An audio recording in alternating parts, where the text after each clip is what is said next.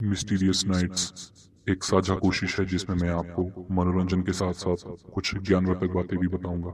अगर आप ऐसी रहस्यमय चीजें देखकर डर जाते हैं तो मैं आपसे ये अनुरोध करूंगा कि आप इस वीडियो को ना देखें। नमस्कार दोस्तों, आप देख रहे हैं टेक्निकल सागर यूट्यूब चैनल और मिस्टीरियस नाइट्स के एक नए एपिसोड में आपका स्वागत है।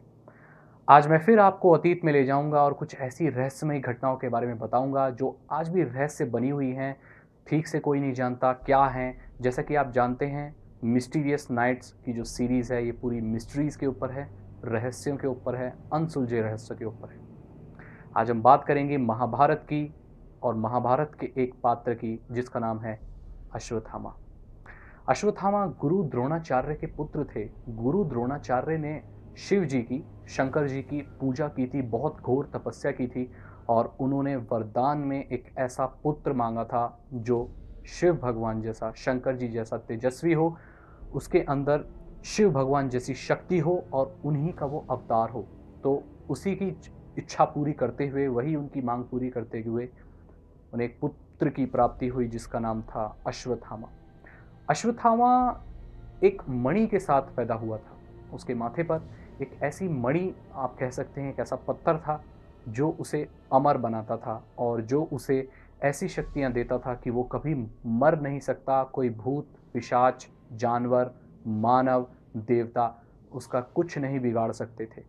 अब आपको पता है, पांडव और कौरवों के बीच में महाभारत में लड़ाई हुई थी। इसी लड़ाई के बीच जो अश्वत्थामा था उसने द्रौपदी के पुत्र, जो पांडव के जो पुत्र थे, उन्हें गर्भ में ही मार दिया था। 5 पुत्रों को गर्भ में ही मार दिया था अश्वत्थामा ने, ताकि वो जन्म ना ले सकें और कौरवों के लिए संकट बन के सामने ना आए। अब ये तो अन्याय है। किसी बच्चे को, किसी शिशु को पैदा होने से पहले ही मार देना घोर अपराध है। आज भी था, पहले भी था, हमेशा रहेगा। इसी की सजा के तौर पर श्री कृष्ण ने श्राप दिया, और या तो कह सकते हैं एक सजा दी कि तुम कभी मरोगे नहीं। अश्वत्थामा को कहा कि तुम कभी मरोगे नहीं, तुम कलयुग तक जिंदा रहोगे। तुम्हारा जो शरीर है वो सड़ेगा, उसमें कीड़े लगेंगे, तुम्हें 10 तरह की बीमारियां होंगी, सारी यातनाएं तुम्हें झेलनी पड़ेंगी, लेकिन तुम मरोगे नहीं। और अश्वत्थामा के सर से, माथे से वो मणि निकाल ली।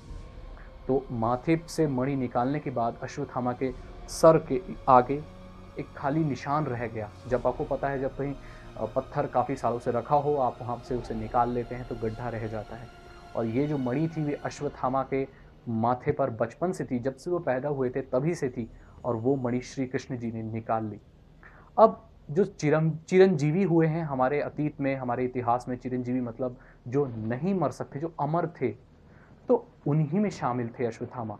अब उनको एक श्राप मिला, ये श्राप कह लो या आशीर्वाद कह लो, ये अमरता का श्राप था। ये पहला ऐसा श्राप था जो अमरता का था कि आप कभी मरोगे नहीं, आप अमर रहोगे। तो श्री कृष्ण के मुताबिक अश्वत्थामा को आज भी जिंदा होना चाहिए, क्योंकि अब कलयुग चल रहा है। जैसे हम जानते हैं, ये कलयुग चल रहा है। अगर इंडियन मैथोलॉजी के हिसाब से देखा जाए तो यह कलयुग चल रहा है और अश्वत्थामा को अब भी जिंदा होना चाहिए।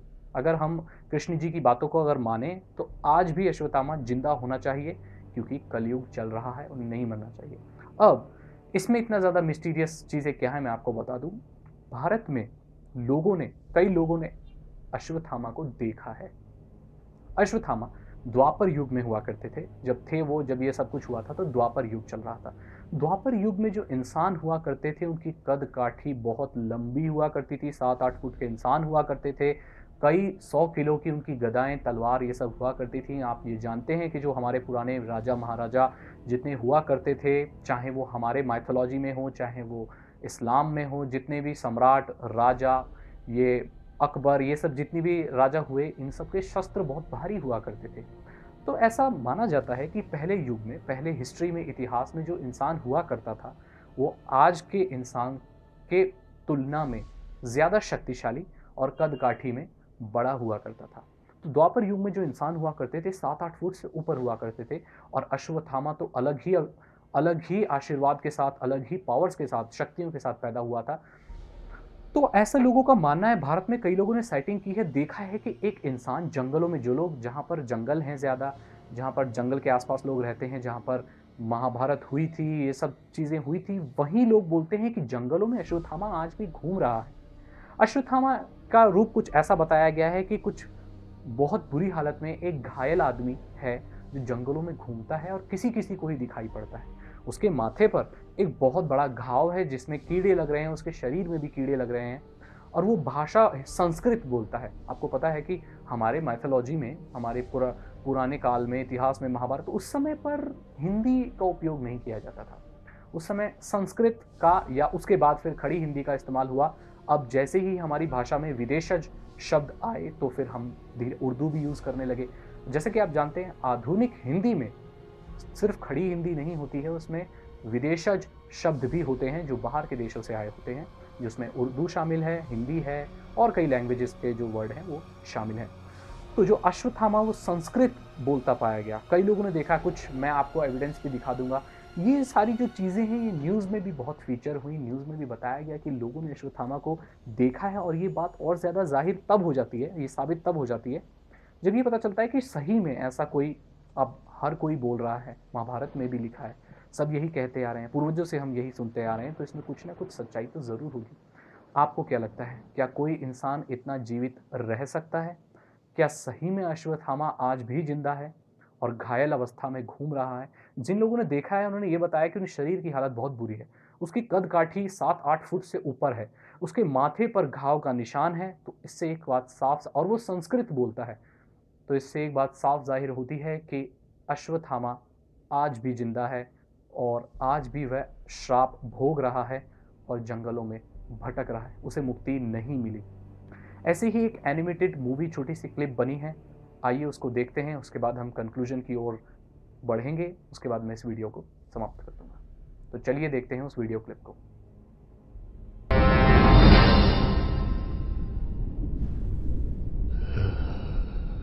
क्यों? मैं द्रोण पुत्र अश्वत्थामा पूछ रहा हूं, क्यों? क्यों मेरे साथ ये अन्याय हुआ? मैंने कोई अधर्म नहीं किया था पिताश्री, कोई नहीं।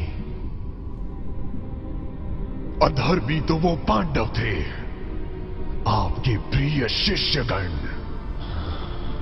जिन्हें आपने अस्त्र शस्त्र और वेद अभ्यास की विद्या दी थी। वही कुट पांडवों ने युद्ध भूमि में आपकी निहत्थे हत्या कर आपकी विडंबना की। क्या यही युद्ध नीति है? क्या वो अधर्म नहीं था? और मैंने ब्रह्मास्त्र से पांडवों का गर्भ नष्ट कर निसंतान कर दिया तो वो अधर्म हो गया। मुझसे मेरा सहज बनी छिना गया, मुझे चिरंजीवित्व का श्राप दिया गया। मैं दर दर भटकता रहा हूं। क्यों? द्रोण पुत्र अश्वत्थामा पर यह अन्याय क्यों? कोई इसका जवाब क्यों नहीं देता? कुछ तो कहिए पिताश्री, कुछ तो। मैं कल भी अकेला था, आज भी हूं और कल भी रहूंगा। यही मेरी नियति है, यही मेरी नियति है। कई लोगों ने देखा भी है उसको। अभी महीना 15 दिन पहले भी एक व्यक्ति ने हमारे गांव के देखा था, तो उसको ये बता रहा था कि मतलब मेरे को वो लाके दो क्या मस्का और मैं यहाँ मेरे जख्म पे लगाऊंगा बोले।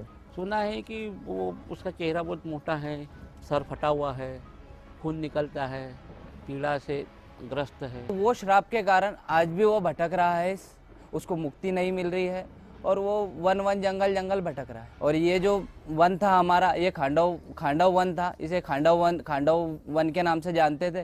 तो वो लोगों ने बताया कि अश्वत्थामा का दिखाई देना किसी अपशगुन जैसा है। उसे देखने वाला शख्स या तो बीमार हो जाता है या उसे लकवा मार जाता है। इस गांव में हमें इस दावे से जुड़ा एक जीता जागता सबूत भी मिला। पाला जिसके परिवार का दावा है कि उसकी ये हालत अश्वत्थामा की वजह से हुई है।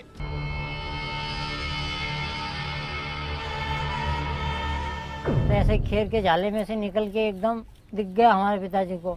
तो 5 फुट ऊंचा था और हाथ में पीले कपड़े पहने थे और दाढ़ी भी थी।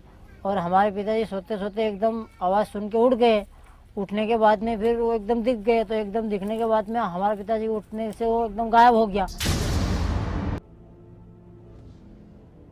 जैसा कि आपने इस एनिमेटेड सीरीज और कुछ न्यूज़ की रिपोर्ट्स को देखा, इससे ये बात साफ जाहिर होती है कि अश्वत्थामा जिंदा हो सकता है। आपकी क्या राय है? आपका क्या सोचना है? मुझे कमेंट में ज़रूर बताइए। मैं मिलता हूँ आपसे अगली वीडियो में। Thank you so much and good bye.